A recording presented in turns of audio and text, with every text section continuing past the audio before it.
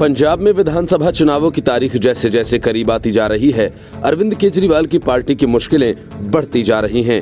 Party के विधायक और नेता इस बात से बेहद नाराज हैं कि अरविंद केजरीवाल ने अब तक भगवंत मान को पार्टी का सीएम कैंडिडेट घोषित क्यों नहीं किया। उत्तराखंड जैसे राज्य में सीएम कैंडिडेट के नाम की घोषणा काफी पहले करने वाले केजरीवाल आखिर पंजाब में ऐसा क्यों नहीं करते? क्या केजरीवाल को बाहरी चेहरे की तलाश है या फिर वे खुद ही सीएम कैंडिडेट के तौर पर पेश होना चाह रहे हैं? ऐसे बहुत सारे सवाल हैं जिनको लेकर पार्टी में बड़ी फूट के आसार हैं। यही वजह है कि आम आदमी पार्टी के कार्यक्रम तक से विधायकों ने किनारा कर लिया। पार्टी ने सीएम चन्नी का घेराव करने की योजना तय की, लेकिन मजेदार बात यह रही कि पार्टी का कोई विधायक इस कार्यक्रम में आया ही नहीं।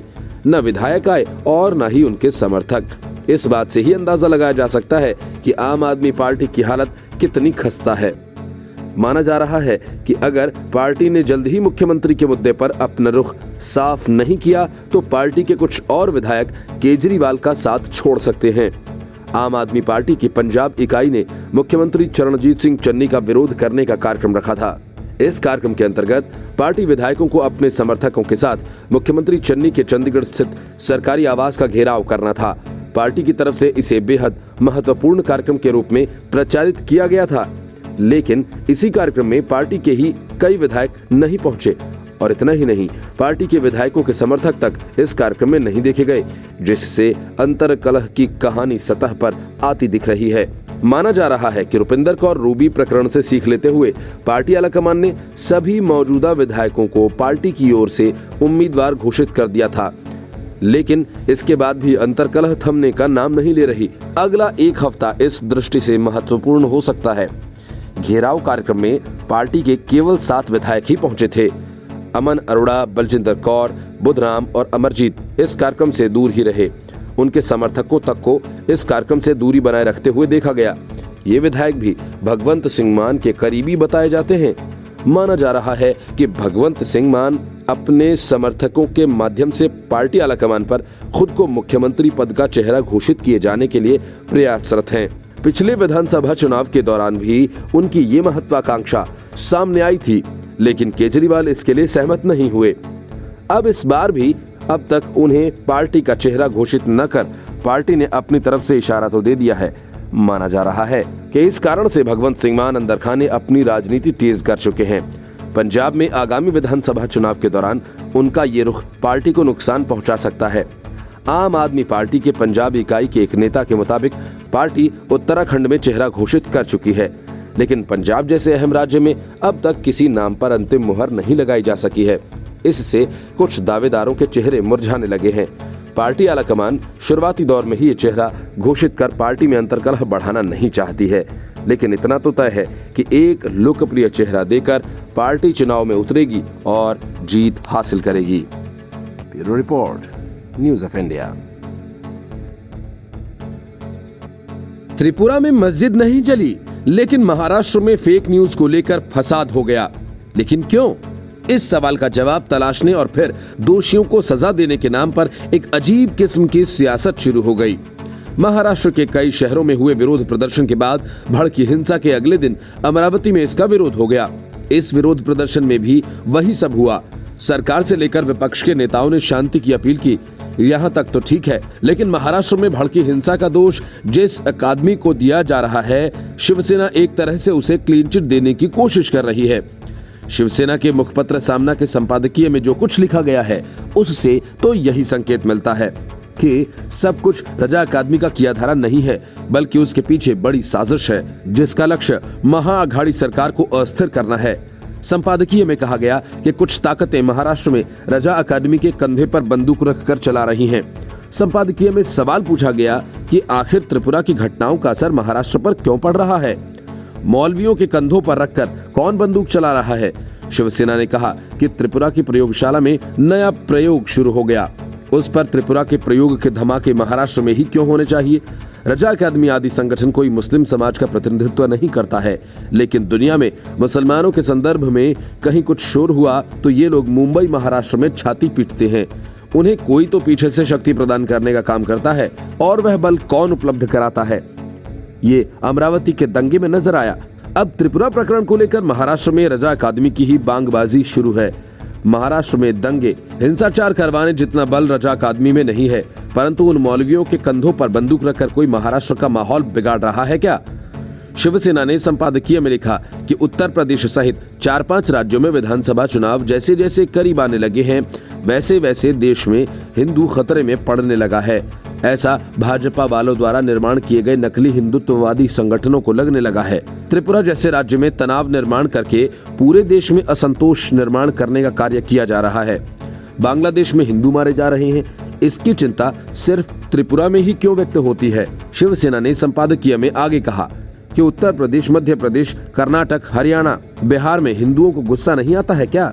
लेकिन त्रिपुरा में चिंगारी डालने का मुख्य कारण है कि ईशान्य में स्थित छोटे से राज्य त्रिपुरा में आज बीजेपी की सरकार है, जो कि नाकाम सिद्ध हुई है।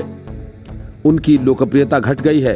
पड़ोस के पश्चिम बंगाल का प्रभाव त्रिपुरा पर पड़ा है और ममता बनर्जी अब वहां ध्यान देने लगी हैं। इससे बीजेपी की सत्ता को झटका लगने लगा है। त्रिपुरा के कांग्रेसी नेता सुष्मिता देव के तृणमूल कांग्रेस में प्रवेश करते ही उन्हें राज्यसभा की सांसदी बहाल करके ममता बनर्जी ने त्रिपुरा की जनता का मन जीत लिया। अब त्रिपुरा की जनता भाजपा से निकल रही है। ऐसा नजर आते ही परंपरा अनुसार धार्मिक भावना भड़काई जा रही है। Report, news of India. Arvind Kejriwal Ayodhya गए, रामलला के दर्शन किए और दिल्ली आकर राम मंदिर की तस्वीर के साथ अपना फोटो चिपकाया। विज्ञापन जारी हुआ, जिसके बाद अरविंद केजरीवाल साहब ये कहते हुए दिखाई दिए कि आइए इस बार दिल्ली की दिवाली मनाते हैं। मतलब कि यूपी से दिल्ली तक, उत्तराखंड से गोवा और पंजाब तक केजरीवाल ने अपना चेहरा तो चमका लिया, लेकिन दिवाली के बाद प्रदूषण ने पूरी दिल्ली की सांसों पर पहरा लगा दिया। और जब सुप्रीम कोर्ट ने सवाल किए तो फिर बहानों का खेल शुरू हुआ। लेकिन जब सारे बहाने नाकाम हुए तो केजरीवाल सरकार ने प्रदूषण का ठीकरा एमसीडी पर फोड़ने की कोशिश की। केजरीवाल सरकार की इस हरकत से सुप्रीम कोर्ट का पारा चढ़ गया और अदालत ने दिल्ली सरकार को जमकर फटकार लगाई। असल में सुनवाई के दौरान जब दिल्ली के वकील विकास मेहरा ने एमसीडी का जिक्र किया तो बेंच ने नाराजगी जताई। अदालत ने पूछा कि क्या आप नगर निगम पर ठीकरा फोड़ने की कोशिश कर रहे हैं? अदालत ने कहा कि अगर आप ऐसा करेंगे तो हम आपके समूचे राजस्व पर ऑडिट का आदेश देंगे। आप लोकप्रियता भरे नारों पर इतना खर्च कर रहे हैं। जब मेहरा ने स्पेशल सेक्रेटरी के निर्देश से लेकर लौटने की बात कही तो अदालत और बिफर गई। सीजीआई एनवी रमन्ना ने कहा कि हमने सोचा था कि कार्यपालिका चर्चा के बाद किसी हल के साथ लौटेगी, मगर ऐसा हुआ नहीं। ये दुर्भाग्यपूर्ण है। दिल्ली सरकार ने एक हलफनामा दाखिल कर कहा कि वह लॉकडाउन के लिए तैयार है। इस दौरान केंद्र की ओर से सॉलिसिटर जनरल ने कहा प्रदूषण में पराली जलाने का योगदान सिर्फ 10% है। सुप्रीम कोर्ट ने कहा कि फिर ये हाय तौबा क्यों है? कोर्ट ने कहा कि जब पराली वजह नहीं है तो बाकी जो समस्याएं हैं उन्हें ठीक करने के लिए कदम उठाइए। दिल्ली सरकार के वकील ने कहा कि इसमें एमसीडी की भी अहम भूमिका है। ऐसे में मेयर को भी हलफनामा दायर करने के लिए कह सकते हैं। दिल्ली सरकार की ये बात सुनकर अदालत ने फटकार लगा दी। बेंच ने दिल्ली सरकार के वकील को फटकारते हुए कहा कि आप फिर जिम्मेदारी एमसीडी पर डालने की कोशिश कर रहे हैं। सख्त लहजे में अदालत ने कहा आपकी इस तरह की बहानेबाजी से हम बाध्य हो जाएंगे कि आपको प्रदूषण के लिए फंड और उसके स्लोगन पर खर्च पर ऑडिट कराने की बात सोचे। सुप्रीम कोर्ट ने निराशा जताते हुए कहा कि जिस तरह से कार्यपालिका से उम्मीद की जाती है कि वह बात करेंगे और सामने वैसे नहीं आते, ये दुर्भाग्यपूर्ण है। सुप्रीम कोर्ट ने केंद्र और एनसीआर क्षेत्र के राज्यों से इस बीच कर्मचारियों के लिए वर्क फ्रॉम होम पर विचार करने को कहा। केंद्र की होने वाली आपात बैठक में पंजाब, उत्तर प्रदेश, हरियाणा के मुख्य सचिवों को भी मौजूद रहने को कहा गया है। सुप्रीम कोर्ट ने केंद्र और राज्य सरकार से मंगलवार शाम तक जवाब मांगा। किन उद्योगों को रोका जा सकता है, किन वाहनों को चलने से रोका जा सकता है और किन बिजली संयंत्रों को रोका जा सकता है, और आप तब तक वैकल्पिक बिजली कैसे उपलब्ध करा सकते हैं। Report, news of India. Punjab के मैदान में नवजोत सिंह सिद्धू अकेले ही खेल रहे हैं। कभी कैप्टन का विरोध तो कभी तारीफ, कभी सीएम चन्नी का विरोध तो कभी उनकी तारीफ, कभी कांग्रेस के 18 सूत्रीय एजेंडे का विरोध, कभी उसे लागू करने की मांग, कभी पंजाब मॉडल से सूबे को चमकाने का वादा, कभी पंजाब में गृह युद्ध की चेतावनी। नवजोत सिंह सिद्धू पंजाब में कांग्रेस को किस दिशा में हाँकना चाह रहे हैं, इस बात को समझ पाना बहुत आसान नहीं है। पंजाब में चुनाव करीब है, जनता को कांग्रेस से उसके कामों का हिसाब चाहिए, लेकिन अपने कामों का हिसाब देने की जगह नवजोत सिंह सिद्धू वोटर्स को भरमाने के लिए हर रोज एक नया शिगुफा छोड़ देते हैं। कई बार तो सीएम चरणजीत सिंह चन्नी को सिद्धू के बड़बोलेपन पर सफाई भी देनी पड़ती है, लेकिन सिद्धू पर पंजाब कांग्रेस पर शिकंजा कसने का भूत इस कदर सवार है कि वे बाज आने को तैयार नहीं। चंद दिन पहले ही सीएम चरणजीत सिंह चन्नी ने ऐलान किया था कि पंजाब का खजाना भरा है, लोगों की भलाई के कामों के लिए सरकार के पास पैसे की कोई कमी नहीं है। लेकिन सीएम चरणजीत चन्नी के बयानों के उलट सिद्धू एक ही रट लगाकर बैठे हैं कि पंजाब कंगाल हो रहा है, पंजाब के लोगों पर साल 2024 तक 4 लाख करोड़ का कर्ज होगा और अगर उसका पंजाब मॉडल लागू नहीं किया गया तो पंजाब का विकास नहीं हो सकता, पंजाब रहने लायक नहीं रह जाएगा। यहाँ तक कि पंजाब में गृह युद्ध की नौबत भी आ सकती है। सिद्धू ने प्रेस कॉन्फ्रेंस कर पंजाब की आर्थिक स्थिति पर चर्चा की। सिद्धू ने कहा कि अगर राज्य की आर्थिक स्थिति नहीं सुधरी तो पंजाब में हालात बेकाबू हो सकते हैं। सिद्धू ने पहले पेट्रोल डीजल की बढ़ती कीमतों का रोना रोया, अब कह रहे हैं कि इससे पंजाब पर 6000 करोड़ रुपए का आर्थिक बोझ पड़ेगा। सस्ती और मुफ्त बिजली देने पर 3600 करोड़ रुपए का बोझ पड़ेगा। अब सिद्धू लोगों को ये डर दिखा रहे हैं कि कर्ज का बोझ बढ़ने से पंजाब तरक्की की राह में पीछे रह जाएगा। नवजोत सिंह सिद्धू की मांग के मुताबिक चन्नी सरकार ने पंजाब विधानसभा में मोदी सरकार के कृषि कानूनों के खिलाफ प्रस्ताव पास कर दिया। अब पंजाब जैसे कृषि प्रधान राज्य में लोगों की कमाई कैसे बढ़ेगी, पंजाब का विकास कैसे होगा, इसका कोई पुख्ता रोड मैप न तो नवजोत सिंह सिद्धू के पास है और न ही चन्नी सरकार के पास। ऐसे में सिद्धू पंजाब में आर्थिक बदहाली का रोना रोकर पिछली सरकारों को कोस रहे हैं।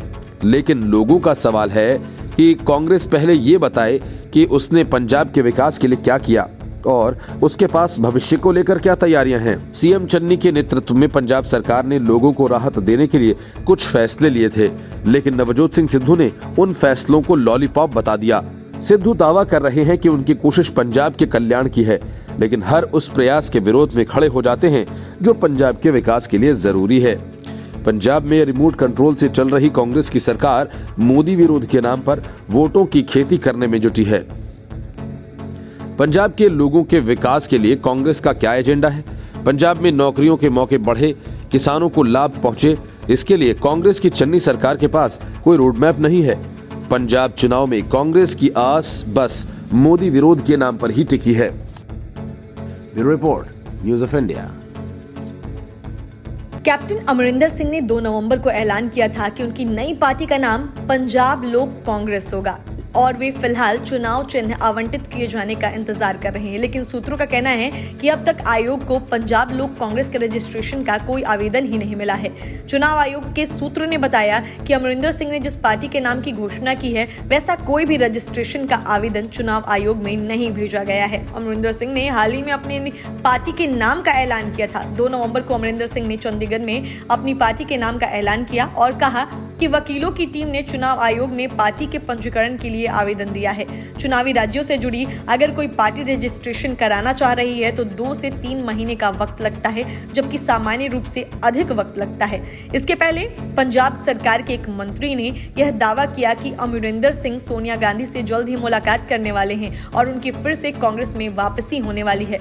कांग्रेस के इस दावे को कैप्टन ने सिरे से नकार दिया और कहा कि ये दुर्भावनापूर्ण और शरारती धारणाएं हैं जो जाहिर तौर पर एक उल्टे मकसद से बनाई गई हैं। इससे पहले सामाजिक न्याय मंत्री राजकुमार वेरका ने कहा था कि अमरिंदर जल्द ही कांग्रेस में लौट सकते हैं। उन्होंने कहा कि जब से वह अपनी पार्टी को आकार देने और इसके संगठनात्मक ढांचे को अंतिम रूप देने में व्यस्त हैं और उनके पीछे मुड़कर देखने का कोई सवाल ही नहीं है।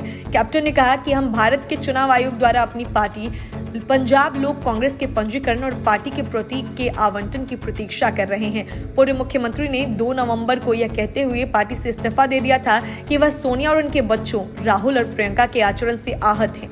उन्होंने उसी दिन अपनी नई राजनीतिक पार्टी के नाम का भी खुलासा किया था।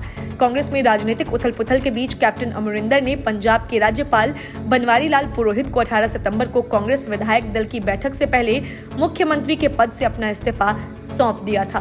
Bureau report, news of India.